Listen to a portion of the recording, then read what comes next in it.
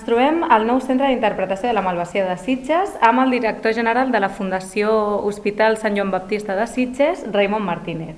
Raimon, quina relació hi ha entre l'Hospital Sant Joan Baptista i la Malvasia de Sitges? Doncs podem destacar que nosaltres som l'entitat que hem estat o que hem fet possible que la Malvasia de Sitges continuï amb el segle XX. O sigui, la nostra entitat és una entitat social que està fent molta aportació de valor, però hem de tenir en compte que hem preservat un llegat que per nosaltres és fonamental, que és el llegat Llopis, que ens obliga a preservar un tipus de raïm molt específic de la comarca, que a més ara està de moda, que ara en tot cas, com parlarem més en profunditat, hi ha 30 cellers a la nostra comarca que estan fent Malvasia de Sitges, que és un raïm especial i que cada vegada aporta més valor des d'un punt de vista, jo crec que de gust. També com a detall fonamental, nosaltres som una entitat que ens van crear en 1324, un hospital, per això el nom de la nostra entitat, amb una acció social que el que ara diem és l'envelliment actiu. El que estem és acompanyant a les persones per millorar la seva qualitat de vida i tota l'acció que fem, per això és molt important continuar venent vi, perquè tot el revertim en una acció que és l'acompanyament d'aquestes persones i millorar la seva qualitat de vida. Què fa especial aquest producte? Doncs la veritat és que és un producte, jo crec que força difícil de tractar, però que alhora també té propietats de tenir o de generar un vi d'alta qualitat. O sigui, fins i tot molta gent coneix només la Malvasia de Sitges per un producte que seria el típic licor sec o licor dolç, però en canvi ara la majoria de bodegues o cellers del territori estan fent vins d'alta qualitat, vins blancs, i algun vi que jo crec que també aporta molt valor, en barrica, que cada vegada s'estan intentant construir coses de major valor afegit al nostre territori. I gràcies a nosaltres és possible.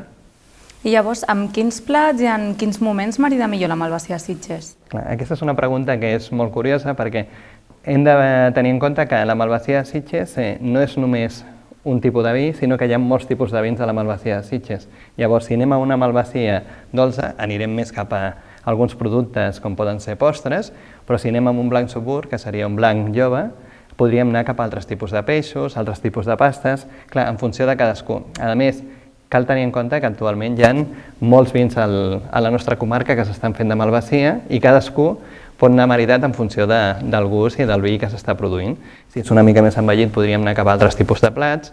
Clar, us recomano, i això crec que és interessant que proveu, que veieu, fins i tot s'estan fent alguns escumosos que també aporten molt valor com si fossin un tipus de cava, que no podem parlar de cava, però és un vi espumós que realment aporta molt valor. Creus que està prou reconegut aquest producte? Doncs mira, jo soc nou en aquest sector, però crec que ara estem de moda. I jo crec que durant aquests últims anys hem anat evolucionant el que seria la Malvasia de Sitges. Cal tenir en compte que hi ha més de 30 cellers que estan portant a terme l'elaboració d'aquest tipus de raïm i realment, de cara al futur, per la informació que tinc del mercat, sortiran vins d'alta qualitat per als cellers de millor qualitat del nostre país. Per tant, no s'està valorant, o potser no hi ha un coneixement del nostre tipus de raïm, però hi ha un recorregut que crec que és excel·lent. També hem d'aprofitar que inaugurarem el Centre d'Interpretació de la Malvasia, que és aquest centre on estem ara, que crec que també generarà i tindrem l'oportunitat de donar una major visibilitat a un tipus de raïm. A més, des d'un punt de vista de la nostra fundació, que vam recuperar des de fa molts anys un tipus de raïm molt específic, crec que li donarem aquesta visió més, podem dir, patrimonial, patrimoni del nostre territori, que també aporta el que seria el reconeixement a tota la trajectòria d'aquest tipus de raïm. Llavors, quin futur creus que li espera la Malvasia de Sitges? Doncs esperem que sigui un futur cada vegada millor.